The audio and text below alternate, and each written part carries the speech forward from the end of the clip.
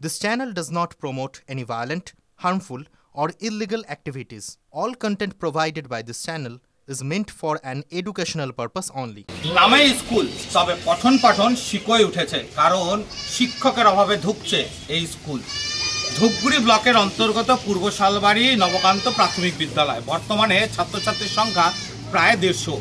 শিক্ষক রয়েছেন মাত্র 2 জন, আর যার কারণেই পঠন পাঠন চালাতে যেমন সমস্যা হচ্ছে স্কুল কর্তৃপক্ষের, তেমনি পড়াশোনা শুনতে বুঝতেও সমস্যা হচ্ছে পড়ুয়াদের। আমাদের তো এই বিদ্যালয়ে 130 জন ছাত্রছাত্রী আছে। আমরা শিক্ষক শিক্ষিকা মিলে 3 জন, একজন দীর্ঘ সময়ের জন্য ছুটি আছেন ম্যাটারনিটি। আমরা 2 জন শিক্ষক নিয়ে খুব সমস্যার মধ্যে, মানে এখানে ক্লাস ভালোভাবে করানো যাচ্ছে না, অফিসিয়ালি কিছু কাজ থাকে। এই হিসেবে শিক্ষক ছাড়া কোনোভাবেই ওদের ভবিষ্যতে স্কুল চালানোই বন্ধ হয়ে যাবে যা পরিস্থিতি। একই শ্রেণীতে একসাথে 2-3টি করে ক্লাসের ছাত্রছাত্রীদের পড়ানো হচ্ছে, যার কারণে যেমন একটা শ্রেণীতে ক্লাস নিলে পাশের শ্রেণী থেকে চিৎকার চেঁচামেচি উঠে আসছে, তেমনি পড়াশোনা বুঝতেও সমস্যা হচ্ছে পড়ুয়াদের বলে অভিযোগ। কোন কোন ক্লাস পড়াচ্ছেন একসাথে? এখানে পিপি 1, 2, 3 একসঙ্গে পড়াচ্ছে। তো বলছি এই যে 4টি ক্লাস একসাথে হচ্ছে, এতে তো ছাত্রছাত্রীদের পঠন পাঠনে নিশ্চয়ই সমস্যা হচ্ছে। এখানে ছাত্রছাত্রীদের পঠন পাঠনে একটু ব্যাঘাত ঘটতেছে, মানে কাউকে পড়ালে অন্যরা আবার বসে থাকে, এক শ্রেণী বসে থাকতে হয়, এইভাবে খুবই অসুবিধা হচ্ছে। তো অন্যান্য ক্লাসগুলো তো তখন শিক্ষক থাকে না নিশ্চয়ই? অন্য কোনো থাকে না, তখন একটু ওরাও চিৎকার চেঁচামেচি করে। এমনকি চিন্তায় পড়েছেন অভিভাবকরাও, তাই তারা চাইছেন দ্রুত শিক্ষক নিয়োগ করা হোক এই স্কুলে। তা না হলে বাধ্য হয়ে স্কুল থেকে পড়ুয়াদের সরিয়ে অন্যত্র নিয়ে যাবেন তারা, এমনটাই কিন্তু চিন্তা ভাবনা শুরু করেছেন।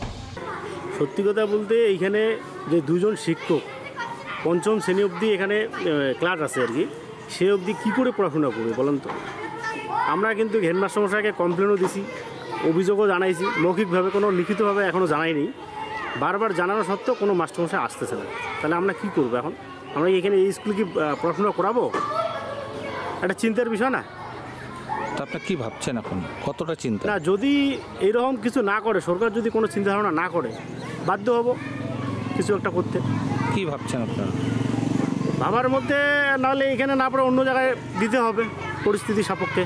এখন দেখার বিষয় এই স্কুলগুলি নিয়ে কিভাবে স্কুল কর্তৃপক্ষ এবং নির্দিষ্ট দপ্তরগুলি এসআই থেকে ডিআই এমনকি চেয়ারম্যানকে পর্যন্ত লিখিত আকারে আবেদন জানিয়েছে স্কুল কর্তৃপক্ষ যাতে দ্রুত শিক্ষক পাঠানো হয়, তবে এখনও হয়নি কোনো কাজ, যার ফলে চিন্তায় স্কুলের প্রধান শিক্ষক নিজেও। বিশেষ করে এই ঘটনাটা হয়েছে আমাদের যখন হেড টিচার রিকমেন্ড করা হলো।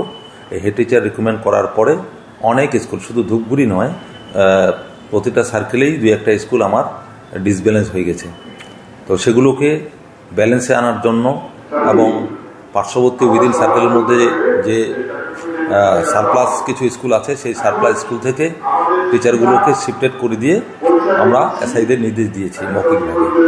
তো সেইভাবে কাজও করেছেন অনেক এসআই। সেখানে ধূপগুড়িটা আপনারা বললেন, হয়তো স্পেশালি আজকেই আমরা ফোন করে জানিয়ে দেবো যে ওই স্কুলে যে একটা অপ্রতুল অবস্থা আছে শিক্ষকের, সেটা অচিরেই আপনারা একটা ব্যবস্থা নিন। এখন দেখার বিষয় কতদিনে এই স্কুলের সমস্যা কাটে এবং স্বাভাবিক হয় পঠন পাঠন। জলপাইগুড়ি ধূপগুড়ি থেকে রনি চৌধুরী, TV9 বাংলা।